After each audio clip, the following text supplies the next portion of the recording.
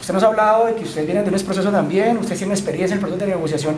Me gustaría llevarme la impresión, con la coyuntura actual del país en Noruega, ¿cuál sería el ejercicio que usted ve del proceso de paz en este momento y qué perspectivas de futuro le ven? Este es un conflicto de poder, o sea, este conflicto que hemos vivido es un conflicto de poderes.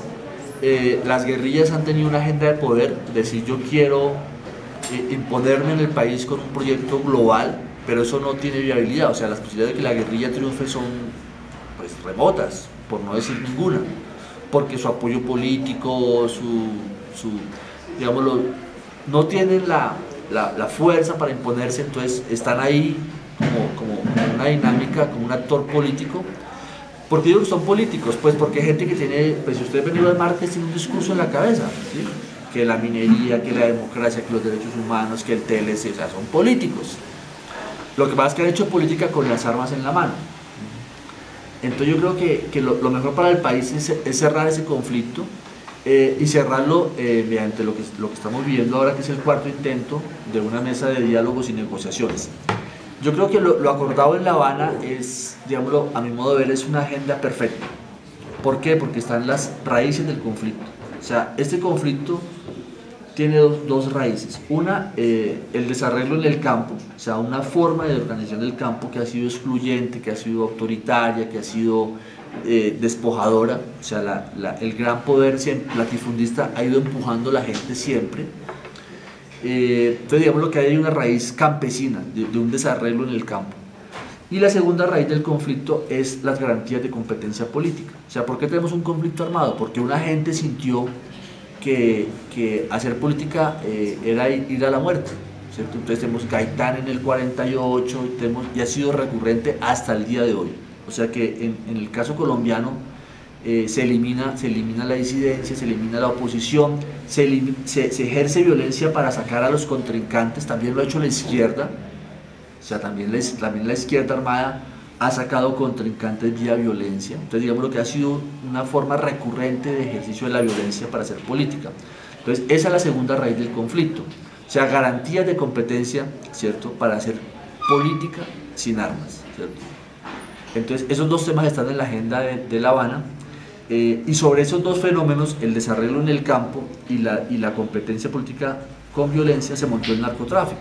O sea, por eso es que tenemos narcotráfico, porque tenemos un campo fértil para eso y unas relaciones políticas fértiles para que para que esa dinámica del narcotráfico creciera y se expandiera como se ha expandido en los últimos 40 años.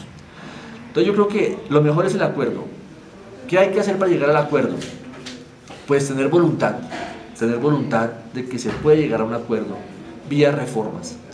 Las reformas no son para la guerrilla, yo creo que en eso hay que ser claro, las reformas son para la sociedad. O sea, nosotros necesitamos un campo, darle una dinámica diferente al campo colombiano, en muchos sentidos, o sea, que sea más equitativo, que sea más productivo, que sea más integrador, que sea más responsable ambientalmente. Tenemos muchas cosas que hacer, o sea, no tenemos un campo para enorgullecernos. Uno diga, oiga, este campo es una maravilla de campo. No, es un campo lleno de pobreza, de inequidades, de gente sin infraestructura.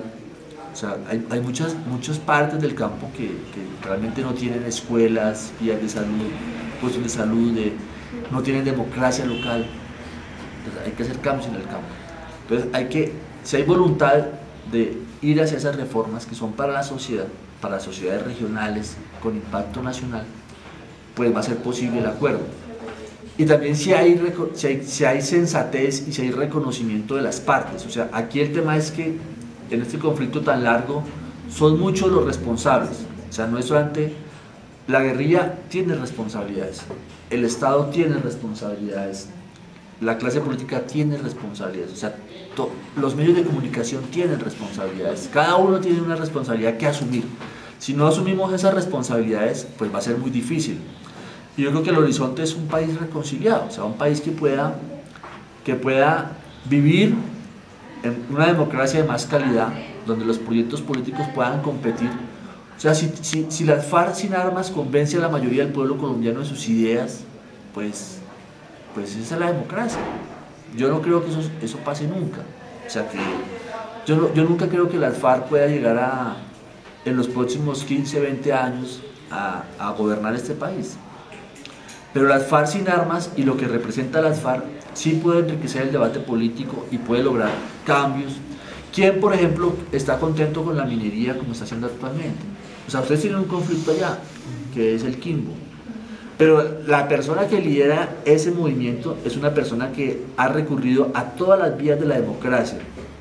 Yo escribí un texto sobre él, que se llama Miller Dusan, que es profesor de la Universidad Surcolombiana. Y Miller lo que dice es, porque la FARC sacó un comunicado apoyando la lucha del Quimbo, entonces él escribió que no se meta el fusil en esta lucha, ¿cierto? O sea, Miller Dusan es un hombre totalmente civilista, totalmente que ha recurrido a la Corte Constitucional, al Congreso, o sea, un hombre que ha dado una lucha en el marco de la democracia, ¿cierto?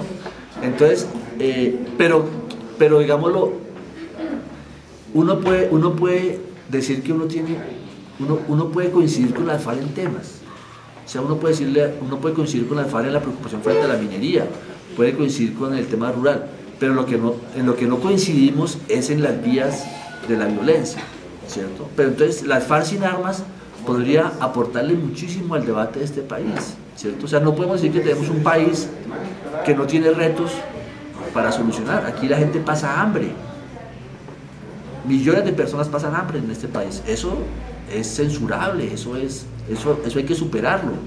Tenemos un modelo de desarrollo que concentra, que excluye, bueno, todo el discurso. Entonces yo creo que ojalá logremos un acuerdo, pero para eso se requiere también participación social, información, trabajo de los medios.